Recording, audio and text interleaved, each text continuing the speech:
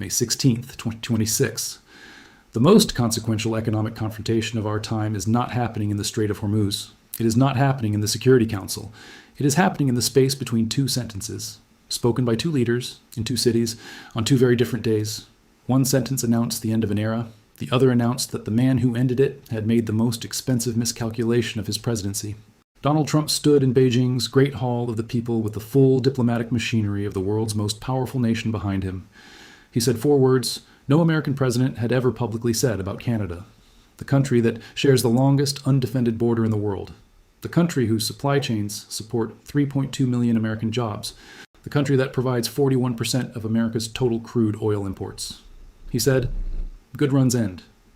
Then Mark Carney walked to a podium in Ottawa, 2 cameras, no teleprompter, a folder he closed before the most important sentence. He stood still. The room went quiet, and he said 9 words broadcast on every major network on 3 continents within hours. "You have misread us, and the misreading will be expensive." 2 leaders, 2 sentences, $800 billion in annual trade, and a century of alliance sitting between them. 3 weeks before Trump's official Beijing visit, a quiet delegation left Washington without a press pool, without an official schedule, and without a communique. They traveled commercial. 72 hours later, the architecture of the most consequential backroom deal in North American history was drawn. Canada's industrial future was on the table. Canada was not in the room. On May 13th, the White House released the North American Manufacturing Priority Act. Any company seeking historic federal tax incentives must locate all strategic production inside the United States, not North America. The United States, battery manufacturing, semiconductors, electric vehicles, AI infrastructure, defense supply chains. Then came Section 14, Paragraph 3. Any company relocating production from a USMCA partner nation to the U.S. within 18 months gets an additional 15% tax credit. They were not just pulling investment from Canada, they were subsidizing the extraction. That same afternoon, Beijing signed a $94 billion agricultural deal with Washington. Soybeans, beef, pork, wheat, feed grains redirected overnight. Canada was not consulted. Canada was not notified. A White House advisor was later quoted anonymously, "Why share industrial prosperity with Canada when America can keep all of it?" That sentence was leaked, published. And in Canada, it landed with the weight of a statement more devastating for being accurate. Canada holds some of the world's largest deposits of lithium, nickel, cobalt, uranium, and rare earth elements. There is no electric vehicle without lithium, no advanced semiconductor without cobalt, no modern weapon system without the rare earths, whose global supply is dominated by China, and whose alternative supply base is dominated by Canada and Australia. The Beijing agreements were designed to neutralize this. Washington fast-tracked domestic mining. Beijing redirected investment away from Canadian projects. Canadian mining stocks dropped 14% in 1 week. 2 major lithium projects in British Columbia lost their Chinese financing within 10 days. An internal Canadian cabinet document later leaked contained one line, "Canada is at risk of becoming a quarry, not a partner." Within 48 hours, 3 major Chinese battery manufacturers with signed agreements for Ontario facilities announced they were relocating to Texas, Arizona, and suspending Canadian commitments indefinitely. Ontario had invested $30 billion building what economists called the EV capital of North America. That ended May 14th, 2026.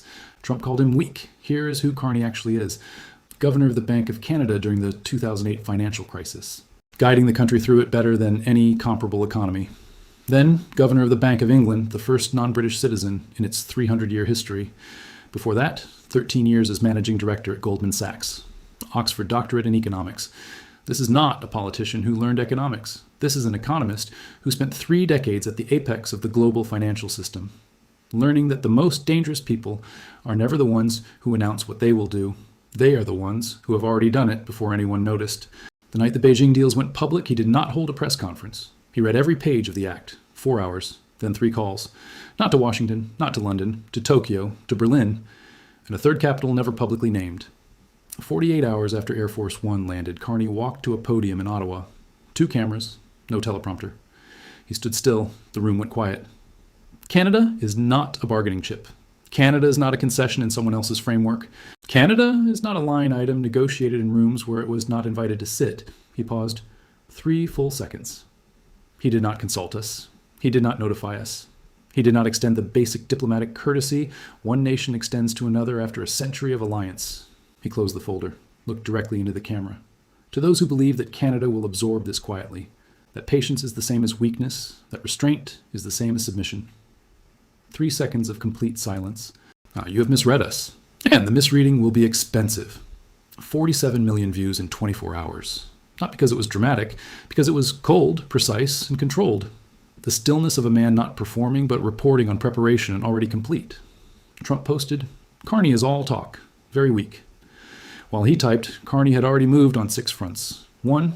Filed a USMCA compliance review against Section 14, a legal process with no scheduled end date and binding international weight. 2. Launched a $40 billion sovereign fund to replace redirected Chinese investment. It appeared fully structured in 48 hours because it was pre-built. 3. Announced a fast-tracked EU industrial corridor that Brussels had been drafting for 3 months, waiting for exactly this moment. 4. Signed preferential mineral supply agreements with Japan, South Korea, and Australia simultaneously, making Canada the trusted alternative to Chinese mineral dominance for all 3 allied economies. 5. Released an economic impact document showing 3.2 million American jobs tied to Canadian supply chains, and 41% of U.S. crude imports from Canada with no alternative for 5 years, sent to the boardrooms that read those numbers most carefully. 6. Called 11 American CEOs personally, not to threaten, to do the math out loud with each of them. 7 of the 11 immediately paused relocation reviews. The 90-day streamlined U.S. regulatory approval Washington advertised turned out in practice to require 4 years. 2 of the 3 Chinese manufacturers that fled Ontario are quietly back in talks with their original Canadian partners. The $30 billion Ontario build cannot be replicated cheaply enough to make the 15% credit worthwhile. 3 European sovereign wealth funds committed $22 billion to Canadian mining.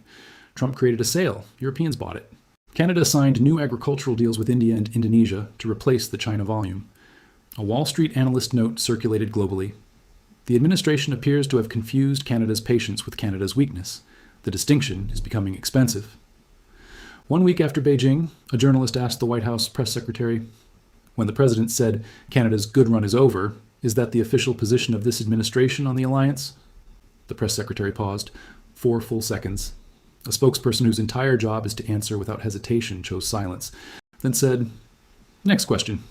That pause played on a loop on every Canadian network that evening next to Carney's press conference. No commentary needed. One man looked into a camera with no notes and said exactly what he believed. The other needed 4 seconds and chose to say nothing. Trump was bold in Beijing. Carney was ready in Ottawa.